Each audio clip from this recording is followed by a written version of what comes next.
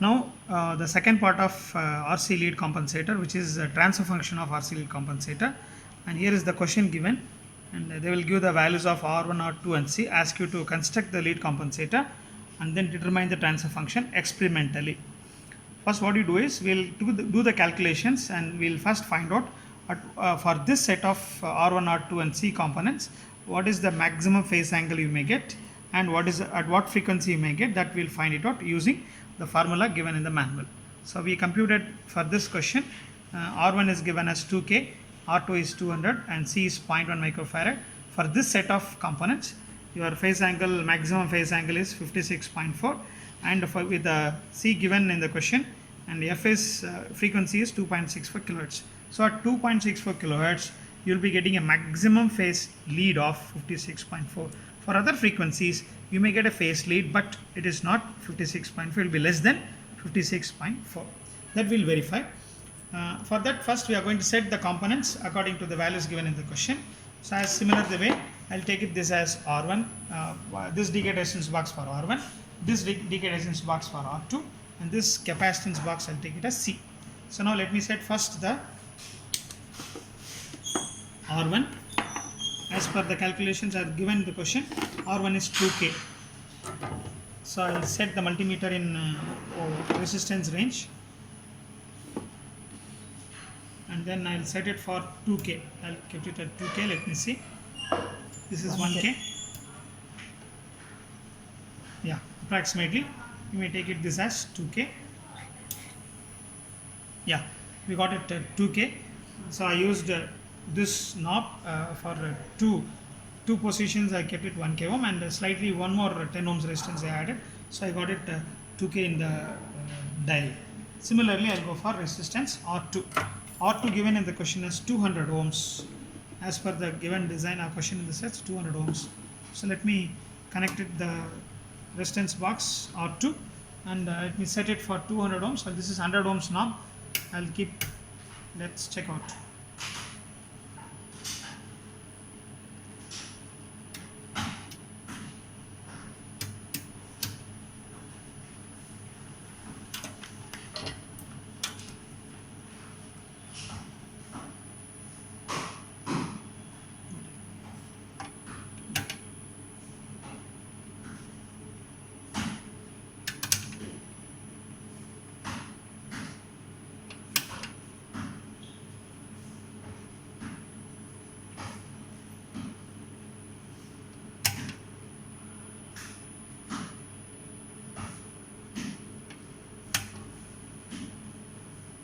We are varying in 100 ohms range as well as 10 ohms range slightly, and then we are trying to set 200 ohms. So you adjust it any resistance ranges, either 100 ohms range or 10 ohms range or 1 ohms range.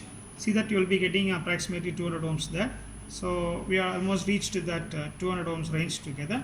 So we'll keep this as R2, this as R1, and this as C. Let me connect the circuit. Let us set the capacitance. Let me take this multimeter and bring it in a capacitance range. This is actually the capacitance range. I kept it in capacitance range now. So now let me connect the capacitance box, and this is actually a 0.1 microfarad range. So I'll keep 1. I'll be getting about 100 nanofarad, so it goes 0.1 micro. So now let me connect the circuit as given in the circuit, and the circuit says very clearly it is R1 and R1 and C are in parallel, and R2 will be in series with that. So this is R1 and this is C. So let me connect them in parallel. Red with the red, red is a positive with the positive, and a negative with the negative. Will give you the complete parallel combination. Then from this parallel combination, any one end, there are two ends are available, either as positive end or at the negative end. So from the negative end, according to the circuit, I will move towards R2. So this is, I am picking from this end.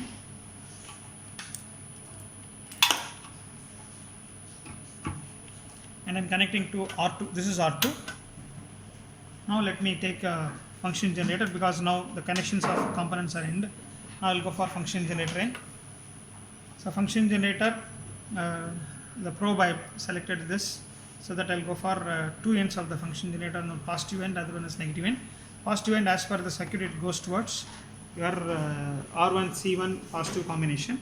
So here we had a positive red, with the red we connected, that's a positive end.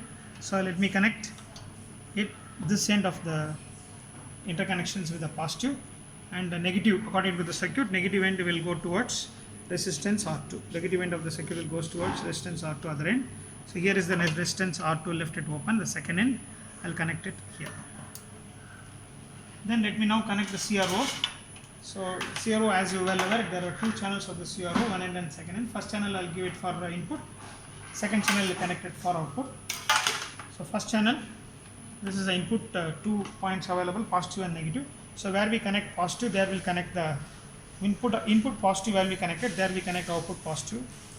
And then here also channel 1 negative end, I'll connect it here. So I connected the channel 1 as similar the way in your input. So hence channel 1 reads now input. Channel 2, now it will trace output. So output, according to the circuit, it is output is across R2. So from this as a positive terminal, this as negative terminal. So let me take a negative terminal as connected to the function generator. So this is the negative terminal of this R2. So let me connect this negative terminal, and the other end of the R2 I'll connect it to a positive terminal. Now let me switch on the CRO.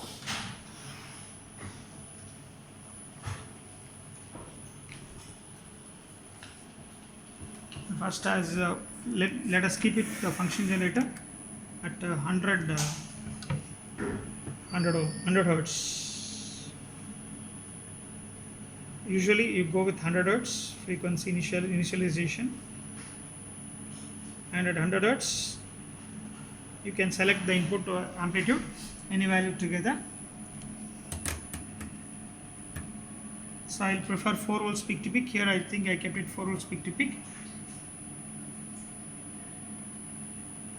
By varying the amplitude in the function generator amplitude knob, I am keeping this function generator 4 volts peak to peak, whereas I kept your volt per division knobs as 1 volt per division. Hence whatever the reading I am getting here, that I am taking as it is. So this is for 100 hertz frequency. Now let us first check the calculation. According to the calculation, this is the output of this your circuit. And already, this synchronization and initialization of CRO, both the channels first you ground it. Okay, after you grounded, you can see your straight lines are been coincided with the x-axis. Then you go for second channel, similarly grounded properly. Then keep it in first channel. When both the channels are grounded, go for Lissajous knob. This is actually Lissajous knob. And when you press this knob, you may get a dot. So that dot, as you adjusted with the original origin of it, now you release ground and the Lissajous knob. Now CRO is initialized. Now what we'll do it here is, we'll set the frequency according to the given circuit. Here you can see the duality of the both the signals together, and the signal which is slightly bigger one is the input signal. What you are getting here is smaller one is an output signal. So according to the circuit given, we derived it very clearly. Your peak will occur, means peak value of maximum value of the phase shift will occur at 56.4 degree at a frequency of 2.64. That let us verify. So first I'll keep the frequency into 2.64.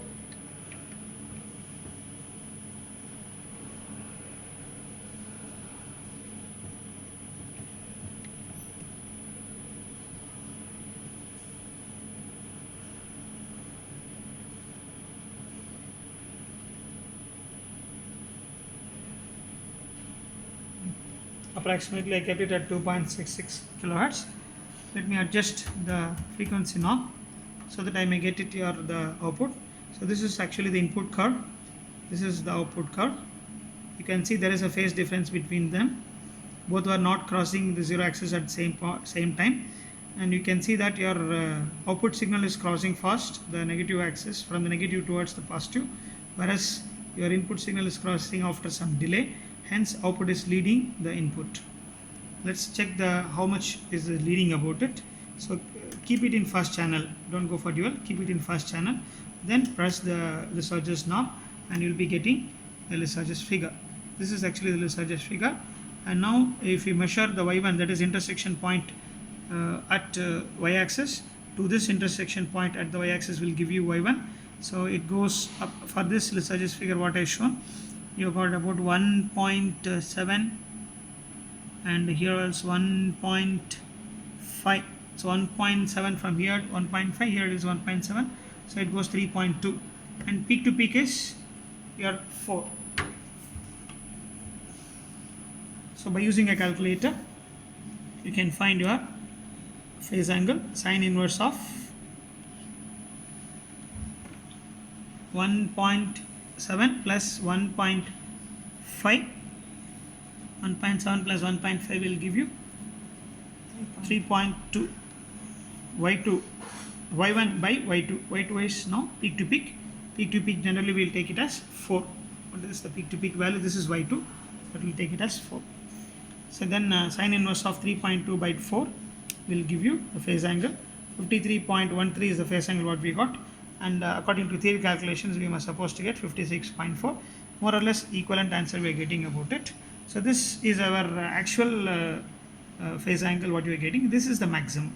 So when you give for some other frequency you may get less than this, either it is more than 2.64 kilohertz frequency or less than 2.64 kilohertz frequency. Your phase angle should never go more than 53.13 what we are getting at this stage. So by varying the frequency in step you can able to plot, you can able to note down the values of y1, y2, then you can find the phase angle, sine inverse of y1 by y2, and for every frequency what you vary.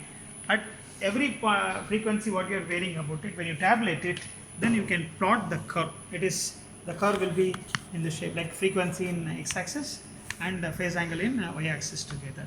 So when you plot the curve, you may get the curve in this shape. So this is the maximum phase angle at the frequency what we derived it is 2.64 kilohertz. So for any other frequency lower than 2.64 or higher than 2.64, you will get phase angles less than your peak values together. So after drawing this, after plotting the curve, then you pick what is, take from the curve you take it what is phi m, that is maximum phase lead, and then what is the frequency at this happening at this maximum phase lead, and you take it f, that is a frequency f, and this phase angle phi m. Using this f and phi m you can determine the transfer function according to the steps given in the manual. Like steps to determine the transfer function is listed out. Please follow these steps and you may get finally the transfer function of the system. G of s equal to alpha into 1 plus st by 1 plus s alpha t.